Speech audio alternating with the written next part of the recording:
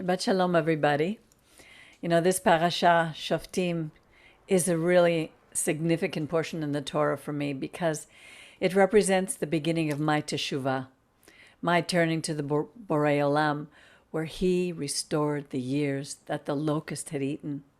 I know I've spoken about this before, but please bear with me because it's just so powerful and so relevant for today. I spent most of my life between the ages of 16 and 42 driven to find relief from a pain so deep within my soul, but finding it nowhere. I never planned ahead or looked for opportunities. I didn't seek them out. They found me. Doors would open and I would step in, often without seeking wise advice. I compare my life with the journeys that Israel took in their 40 years in the desert, with each stage there to teach a lesson. For example, I remember before starting my second year at McGill University, I was confused about whether to continue. I thought I wanted to be a teacher, but that year, 200 teachers were out of work, and I felt guilty because my parents were struggling to pay my school fees. Then one day a friend told me about a course at the Royal Victoria Teaching Hospital that was affiliated with McGill. It would take 3 years to complete, and they would pay me to learn. How could I refuse such a deal? I loved the program, and I learned more than I ever could have imagined about the medical system, which I already had begun to doubt.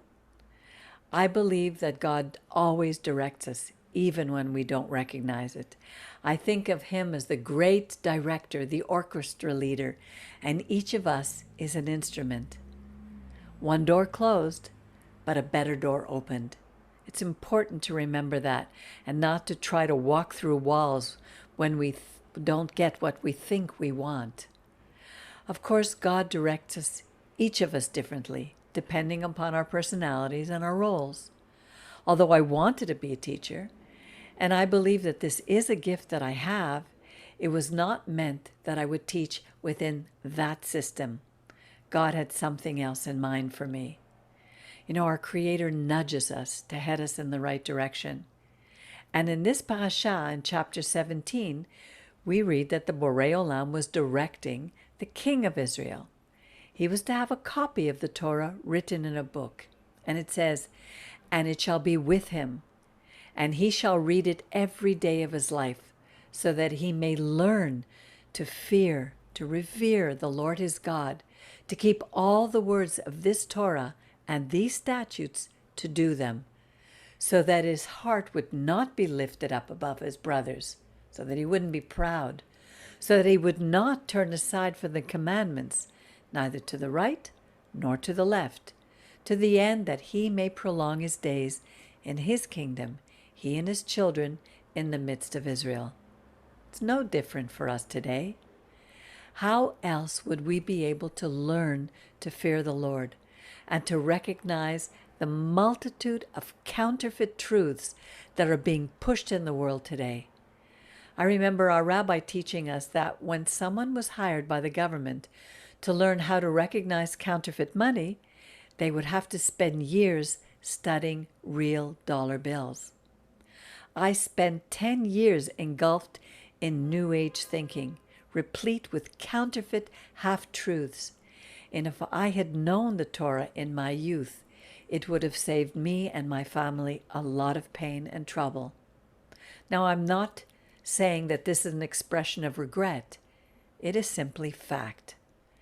I wondered why my great-grandparents didn't pass the Torah down to the next generation, and the generation after that, and the generation after that.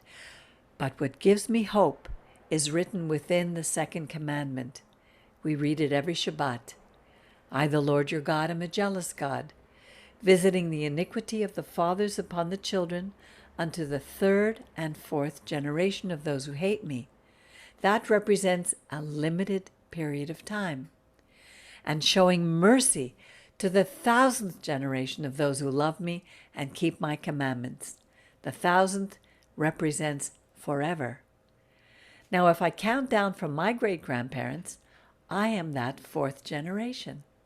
I've come to love God and to do my best to keep his commandments. This brings me hope for the generations after me, because through me, through us, generational curses can be broken. When we stop to look at the generational curses in our own families, some are far more obvious than others. Some may take a little digging to recognize, and that's where prayer and hard work comes in. But that's another whole message in itself. We all have the ability, with God's help, to shift our direction and choose a different path for ourselves. Although my mother and I were not close, I know that she loved us, her children, and did the best that she could. She believed in God in her own way, and before she died, she told me something I will never forget. She looked me in the eye and said, "You are the hope for our family." I was so shocked when I heard that. It must have come from the heart of God, because I'm not sure that even she understood what she was saying. But then if the Lord can speak through a donkey, he can certainly speak through my mother. This is where Shoftim comes in. In 1989, when I was 42 years old, after having been away from home, 42 years away from Montreal, for 10 years, I went to visit my cousin. I told her about my long spiritual journey and that now I had decided to go to Lubavitch, a sect of Jews who were ultra-Orthodox. Because after searching everywhere, I thought maybe my own Judaism held the answers. My years of work in the medical profession and having worked in hypnotherapy convinced me that the unconscious mind held the answers to all our problems, all our illnesses. So I couldn't understand, why did I still have this huge emptiness, this uneasiness within me, like a large aching in my gut that stemmed all the way back from my childhood? What was I missing? I told my cousin some of the things I had learned by delving into the New Age ideologies. And then she opened the Bible to the verses in this very parasha in which God was telling Moses, "When you come into the land which the Lord your God is giving you, you shall not learn to do after the abominations of those nations. There shall not be found among you anyone who makes his son or his daughter pass through the fire, one who uses divination, a soothsayer, an enchanter, a sorcerer, a charmer, one who consults a ghost or a familiar spirit, or a necromancer." Some of these have a little bit different names today, but many of us are very attracted to some of these practices. But it says, "For everyone who does these things is an abomination to the Lord. And because of these abominations, the Lord your God is driving those nations out from before you.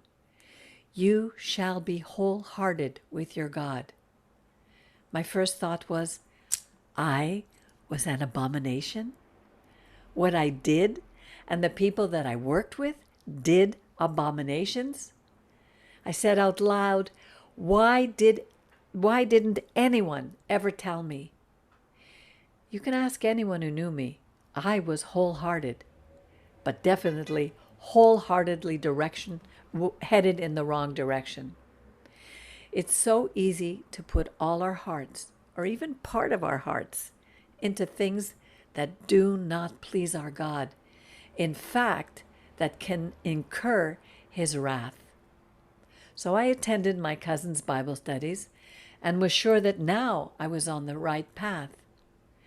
Having God in my life changed everything, but my direction would continue to change over the course of the next, what is now 33 years, and continues to change. Our walk with God should not be stagnant. It does not consist of rigid rules and regulations that keep us in a box. It is a walk on this earth knowing that we are not alone. Walking means simply putting one foot in front of the other, to take one step at a time, even when we've lost our direction.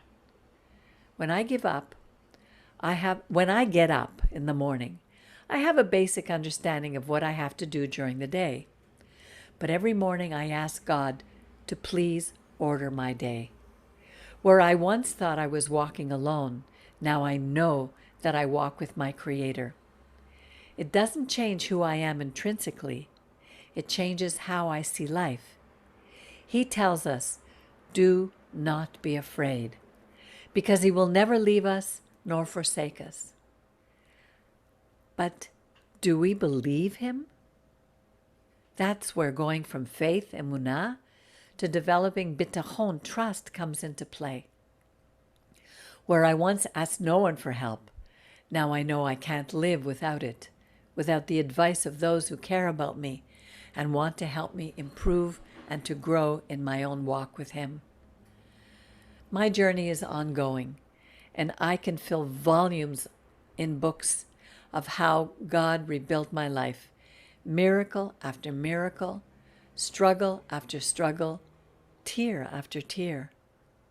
There may be moments when we want to give up, when we can't take it anymore, and then suddenly God shows up in a way that we never expected. Walking the path of God is a narrow one. It is not always easy. It is fraught with challenges, but it also contains moments of sheer joy. The journey is where the joy lies, the satisfaction of a job well done. Even if we are sweeping the floor, let it be the best swept floor. The Torah is filled with stories of regular people like you and me. The Torah doesn't demand perfection from us.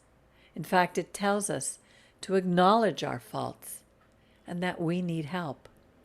If we are too proud to do that, how can we walk wholeheartedly with our God? We must learn and place His commandments in our hearts and be able to repeat them until they have become a part of our psyche and the basis for every decision we will ever make. That's how we shine for the people around us, and that's how we are judged. Parashat Shoftim, which means judges, like the rest of Torah, contains principles from which we can learn to be down to earth, not up in the air, to be who we are meant to be a light to others, and to know the sheer joy of walking under God's direction. Shabbat Shalom.